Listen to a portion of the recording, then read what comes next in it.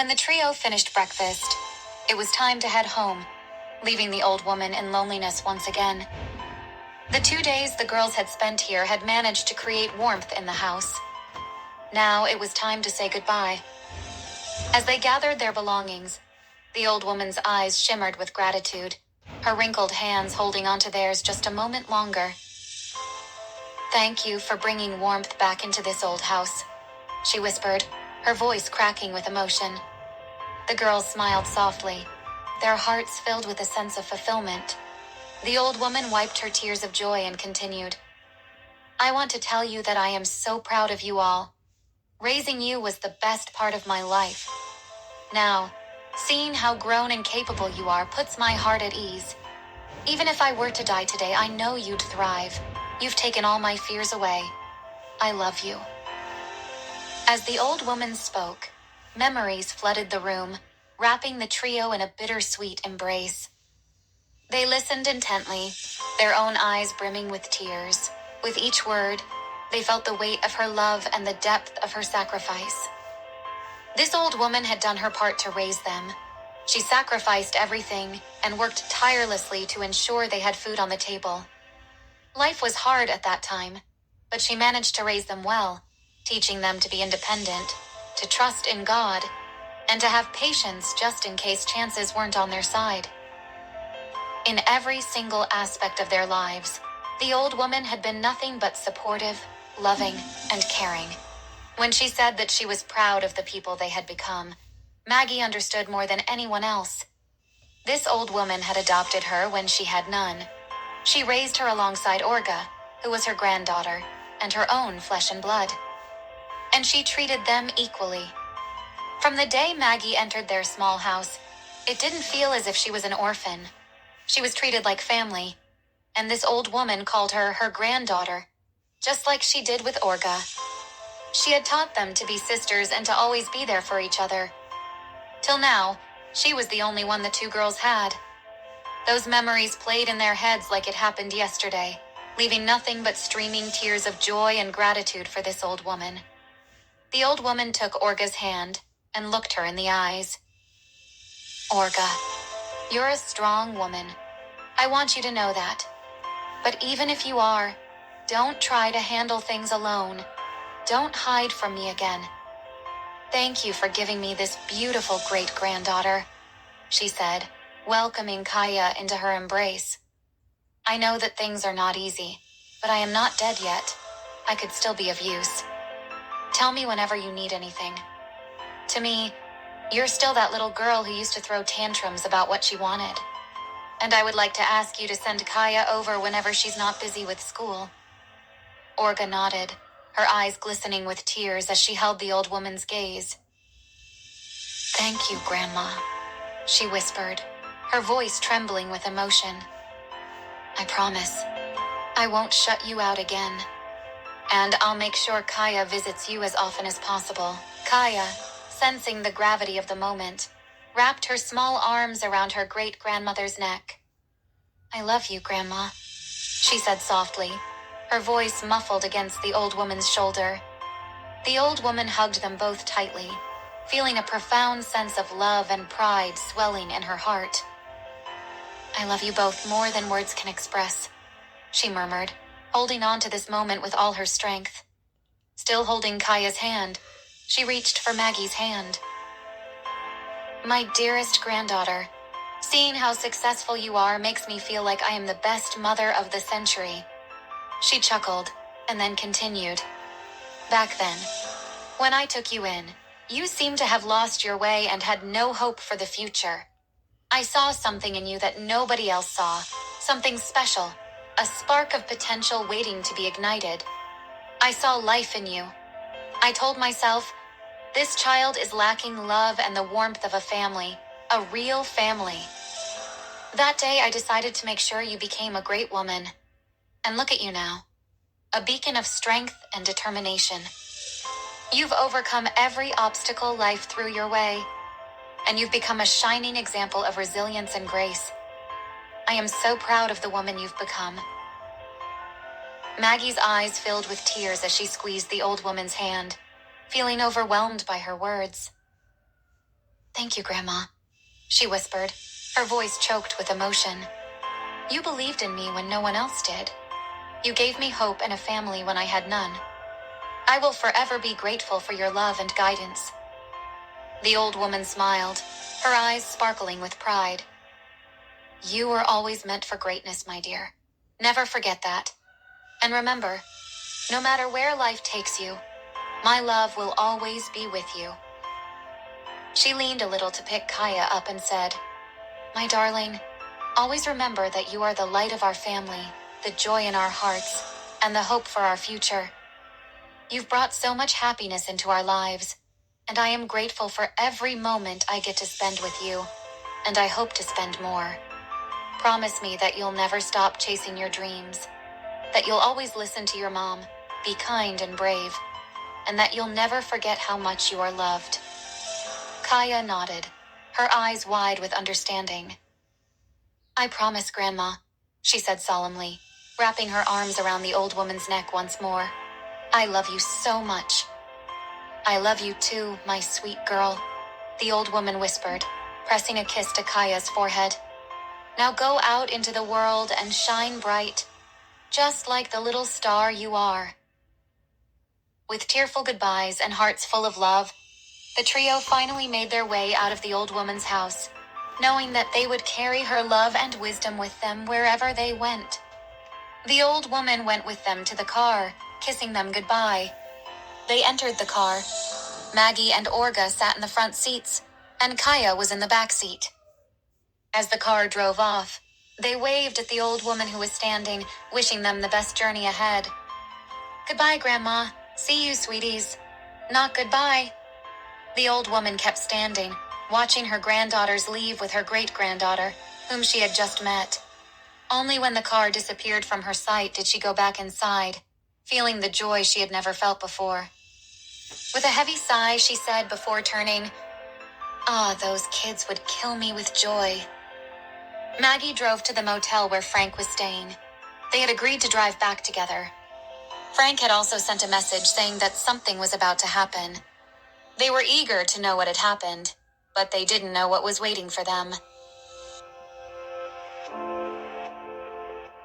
As they arrived at the motel, Frank was waiting for them outside, his expression grave.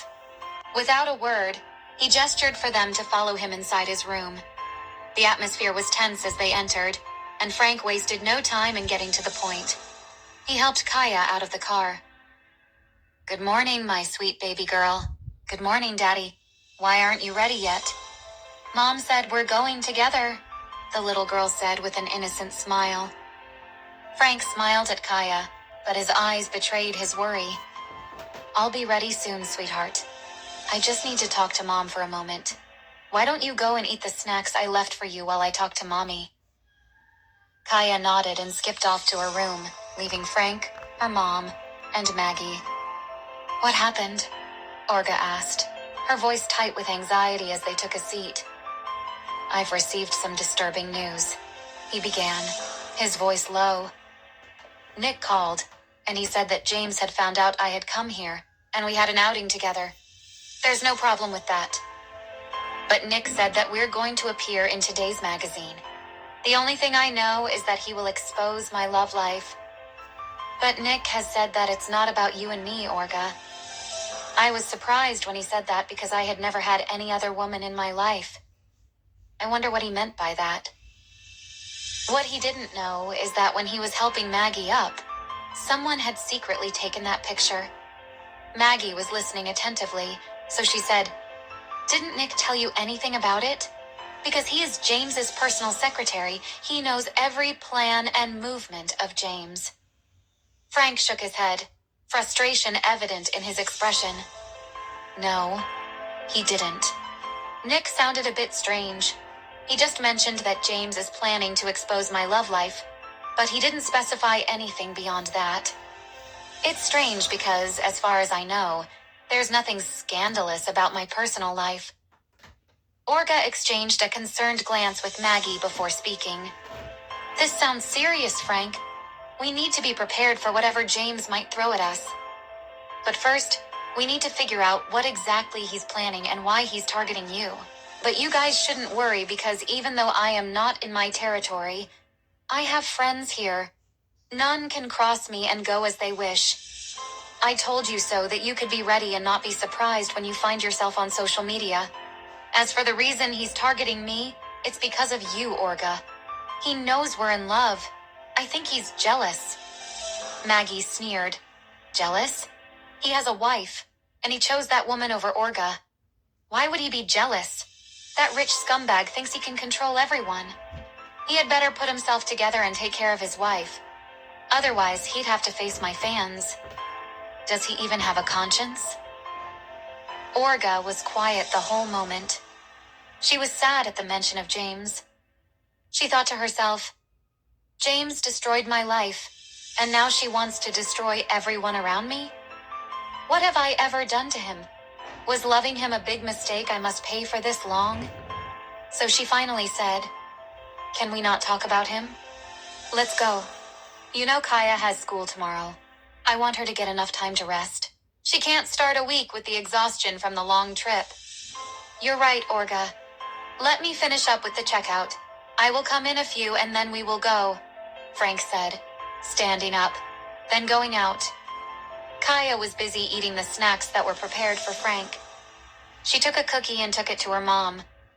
Mommy, you look sad. This cookie will make you happy. Kaya offered her mom the cookie. She took the cookie from Kaya's hand, planting a soft kiss on her forehead. Thank you, sweetheart, Maggie said, her voice gentle but burdened with concern. Kaya looked up at her parents, sensing the tension. Is everything okay, Mommy? She asked, her innocent eyes wide with curiosity. Maggie forced a reassuring smile. Of course, sweetie. Everything's fine. Uncle Frank, Auntie Maggie, and I just needed to talk for a moment, that's all. Kaya nodded, accepting her mother's explanation with the unquestioning trust of a child. She wandered back to her snacks, leaving Maggie and her mom alone in the room. Maggie's heart was heavy with worry. Once Kaya was out of earshot, Maggie turned to Orga, sensing her distress, and gently squeezed her hand in reassurance. We'll figure this out, Orga. We won't let James disrupt our lives any further. We'll protect each other and Kaya, no matter what. Orga managed a weak smile and seemed to have thought about something. You know what? I think I should call Nick. If he lied to Frank, he would never lie to me. I believe he would tell me everything. Last night, James was angry and didn't sleep at his villa. It was in the morning that he appeared at home. He wanted to confront Jocelyn about what she did about going to his parents to talk about him, accusing him of being unfaithful. She was the one who was unfaithful during their marriage. But she went to his parents and told them about my relationship with Orga, which happened before their marriage. Jocelyn was sitting and having breakfast. James stormed into the kitchen, where Jocelyn sat calmly, having her breakfast. The tension in the room was palpable as he approached her, his anger simmering just beneath the surface. What the hell were you thinking, Jocelyn? James spat, his voice laced with frustration and hurt. Jocelyn looked up, unfazed by his outburst. Good morning to you too, James, she said coolly, taking a sip of her coffee. This isn't a joke, Jocelyn, James snapped, his fists clenching at his sides. You went behind my back, talked to my parents, and accused me of being unfaithful. How dare you? I remember you saying that you wanted me to forgive you and that we should take a trip to reconcile. Somewhere we were alone. But even the little faith I had in you had disappeared. Now you are going to face my wrath. Even my parents can't save you. Tell your parents to get ready for my wrath. No one has ever played with me and gone without pain. Jocelyn, I was planning to go easy on you, but you showed me that you never changed. You should be prepared. Jocelyn remained composed, her expression unreadable as she continued to sip her coffee. After a moment of silence, she finally spoke, her voice calm but tinged with a hint of defiance. James, I did what I felt was necessary. You can't expect me to sit idly by while you hide the truth from your parents when I am the only bad guy in their eyes, she replied, her tone firm. The truth? You call spreading lies and half-truths the truth? James retorted. his voice rising with each word. You know very well that my relationship with Olga was real. Our engagement was done because of a business and family agreement. We weren't married. I loved Olga. I was planning to tell you when you came back that I have someone I really love. But what did you do? You played with my company, causing it to go bankrupt, cheated on me multiple times during our marriage, and disrespected me, together with your parents. Now you want to twist it and use it against me. Now I see that your apologies were for a show. Your tears, asking me to forgive you, were crocodile tears. But don't worry. Just wait and see. You might have forgotten who I am because I was easy on you. I am James Hawkins. You and your family will cry real tears. You'll come crawling, asking me to have mercy.